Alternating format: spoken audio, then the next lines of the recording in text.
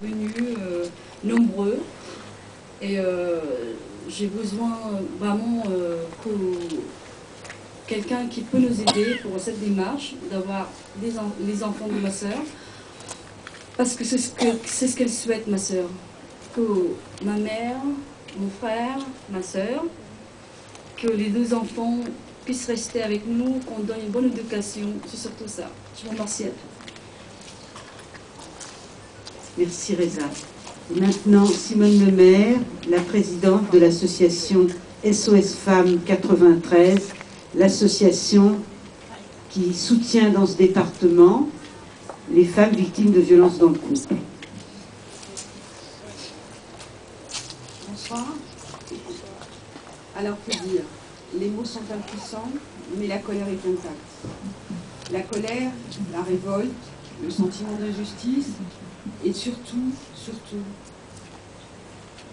se retrouver là une fois encore, une fois de plus, ai-je envie de dire, c'est de toute façon une fois de trop, mais la première fois était déjà une fois de trop. Notre combat est un combat quotidien, c'est un combat qui vise à libérer la parole des femmes qui vivent des violences dans le secret de leur foyer, lieu où elles devraient être protégées, où elles devraient être en sécurité, et pour tant d'entre elles, ça n'est pas le cas. Et nous sommes là encore ce soir pour témoigner que ces associations, que tous ces professionnels qui s'occupent des femmes victimes de violences, quelles que soient les violences qui sont faites aux femmes, offrent un espace de parole, et nous voudrions encore bien plus d'hébergement pour protéger efficacement les femmes et les enfants, car les enfants sont victimes au même titre que les femmes de ces violences.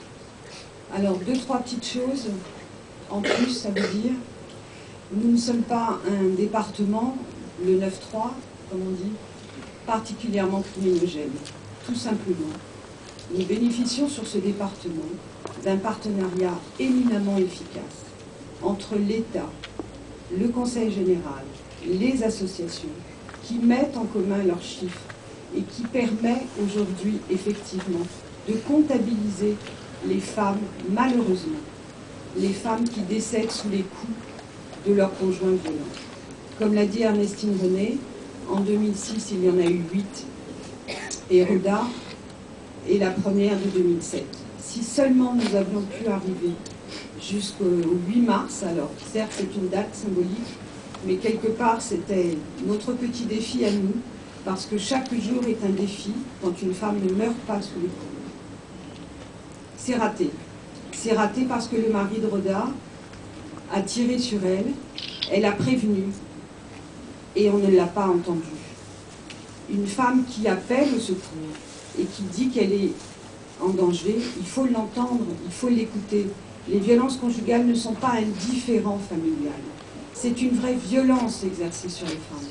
Et il serait vraiment temps, il est urgent même, que tous les professionnels, chacun à leur place, en soient convaincus et réagissent au plus vite et aussi efficacement que possible pour venir au secours de ces femmes qui appellent à l'aide.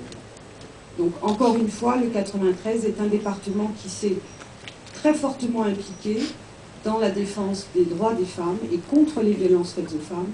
Et c'est pour ça qu'aujourd'hui, nous pouvons dire qu'en 2006, il y en a eu 8 et que Rhoda est la première de 2007. Pas du tout parce que ce département est plus violent qu'un autre.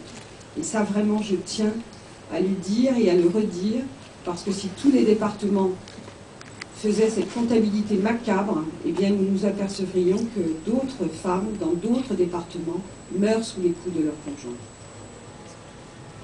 Il y a aussi une chose que je voudrais dire, c'est que ce qui nous interroge beaucoup dans cette histoire, c'est la place des enfants et le sort qui leur est réservé après la mort de leur mère.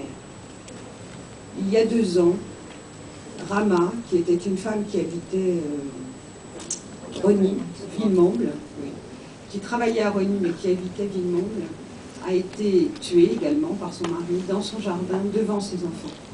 Et les enfants ont été confiés à la famille du père. Et ça ne peut que nous interroger. Comment vont se construire ces enfants dans cette famille déchirée?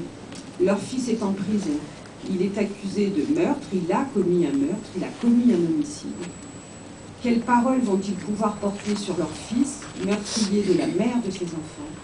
Comment ces enfants vont-ils se construire? Quel silence va entourer la mort de cette mère? Et quelle place ces enfants vont-ils avoir pour exprimer leur douleur de la perte de leur mère? Et comment vont-ils expliquer la mort de cette mère alors que c'est leur fils qui a tué leur mère? Et ça, véritablement, c'est quelque chose qui nous dépasse presque tous, parce que quand la décision de justice, certes provisoire pour le moment dans le cadre Roda, est de confier les enfants à la famille du père, nous ne pouvons que nous interroger. Et que solliciter la justice pour qu'il y ait véritablement un protocole qui soit mis en place, de façon à ce que dans ces cas dramatiques, les enfants soient protégés et confiés à des gens qui ne portent pas une responsabilité dans ce qui s'est passé. Ça ne veut pas dire que les grands-parents paternels ne pourront plus voir leurs petits-enfants. Ça n'est pas les accuser.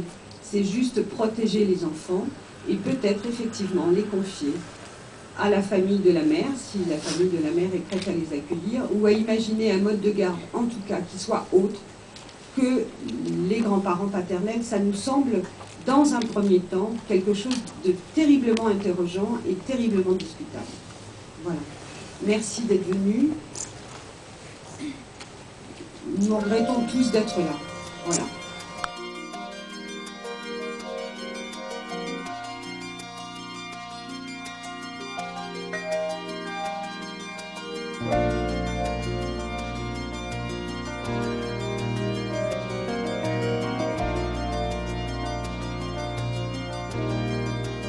You'll always be a special part of me. You'll always be a special memory. I'll always cherish wonderful moments you have given me. You are in my heart, wherever I may be. All the times we've shared will always be to me songs my